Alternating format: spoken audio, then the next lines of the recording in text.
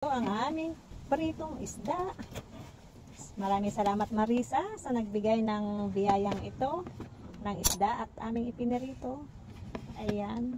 Ang ulam namin ay prito at saka sinangag. At meron din kaming paksiw. Bigay lang.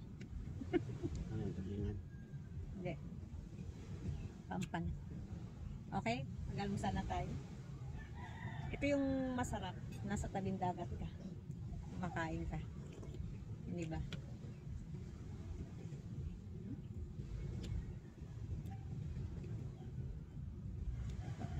Tara na, kumain na tayo.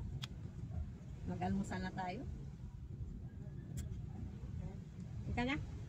Masarap na makain ka dito sa ano. Yes.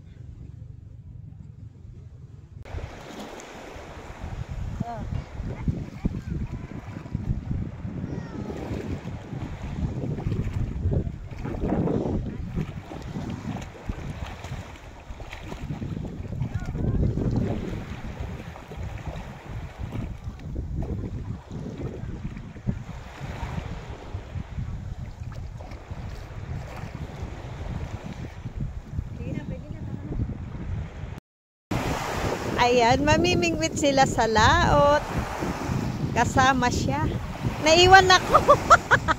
Hindi kami kasya sa bangka, kaya sila lang. Galingan nyo ah.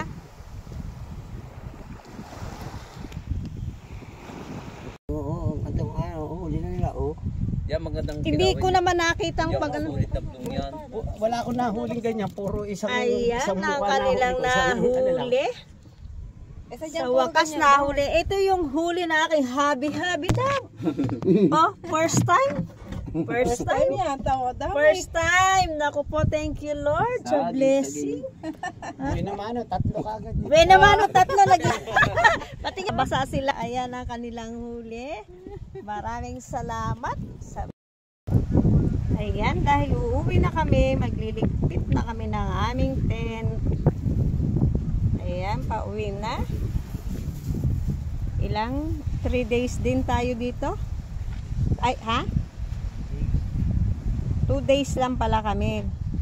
2 days lang kami dito. O, ayan. Uwian na. Tapos na uli.